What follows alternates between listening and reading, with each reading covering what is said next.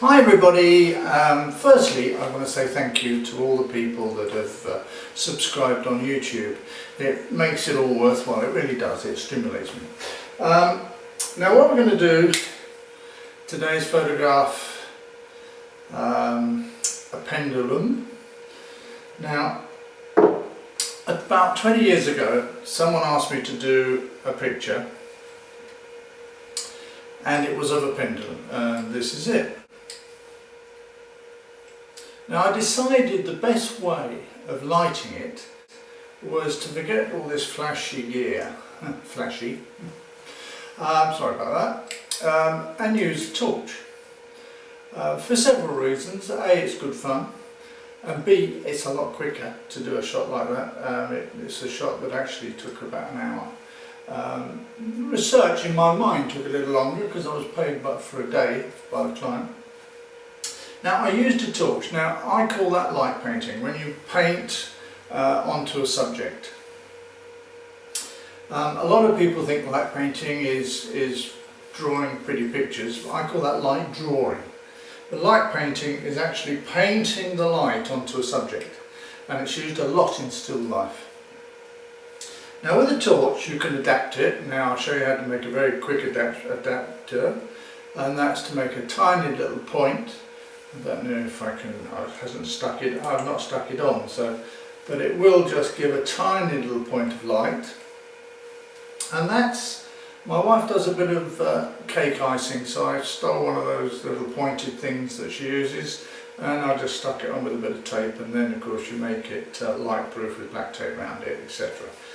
So what we're going to do is show you how to repeat the shot. Unfortunately I don't have the same weight, but I'll show you how to repeat the shot by literally lighting it with a torch, and that's all. It's good fun. Now a lot of people will say, yeah, but I can do that on Photoshop. Well, yes you can. I'm sure you can in these days. Don't forget, when I first shot it, Photoshop wasn't around, so it all had to be done for real with no retouching. But the reason to shoot it like this is to learn about photography. This will teach you so much about lighting, how light falls on a subject, the textures you can get. Just by having it at 90 degrees or 45 degrees, the texture is totally different. So I hope you'll appreciate that this is a lesson. There obviously are other ways of doing it. This will teach you about photography and not just about Photoshop. Right, now a word about the setup. We've got here hanging our pendulum. You'll see here that I've got just two pieces of plastic, about the DVD or CD covers, that guide the string, making it go from right to left, because what you don't want is moving that way. It will appear to move that way in the video, but only because as the light changes it tends to deform the whole operation, but it is in fact going from right to left. Okay, now I'm holding the light there so you won't have to look at a black screen. Now this of course is just a video to demonstrate. I've done it at the same time as a photograph. Now what I would normally do to start is a test, and I wouldn't worry whether the pendulum's moving or not, because it's only an exposure test. I would do an exposure test of say 15 seconds down that side. Now we've got a f-stop at f16 and an ISO at 100, so it just shows it's quite possible. So I'll show you the result of a test that's done like that for, I think it was 12 seconds actually. I did it for 12 seconds. Okay, now that was quite a pleasing result, but I do think we're going to have to put a little bit in this side just to hold it a fraction. So we'll do another test. Well, I did another test like that.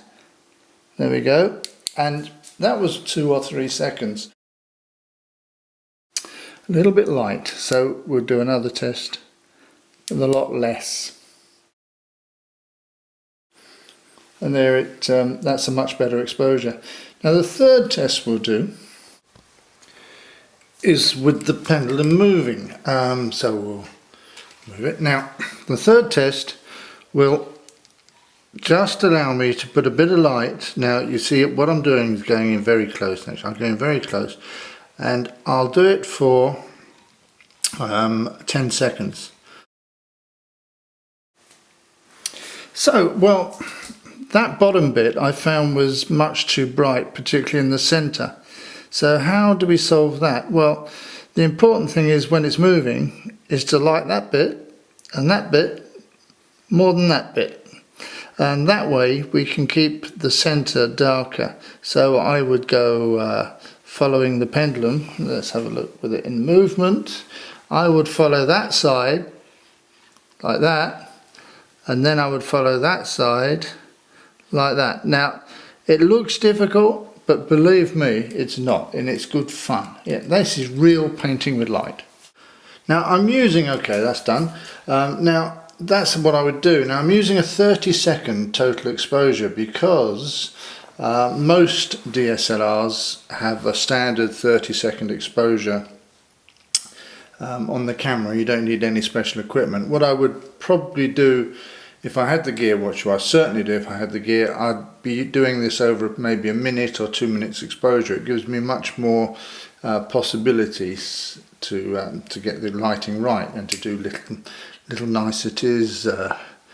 So anyway, you can paint with light as much as you want with this. Literally, we're painting onto the subject. Well, now we've got all those tests, and we're pretty happy with them, really. So the exposure, the final exposure, would be done like this. Right, so we turn off all the lights. The pendulum would be still. It's not quite still at the moment because it takes about 20 minutes. So we would do that for 12 seconds. We'd then put our little fill in there, just there for a second. And then we'd start the pendulum moving. And we would, as we said, just do both sides. Now, it doesn't really matter because the light will even out and it's a lot easier than it looks.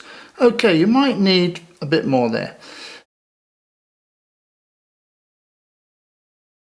But you would be amazed how easy it is and how good fun it is. Oh, I forgot to say that I would do a bit on the string.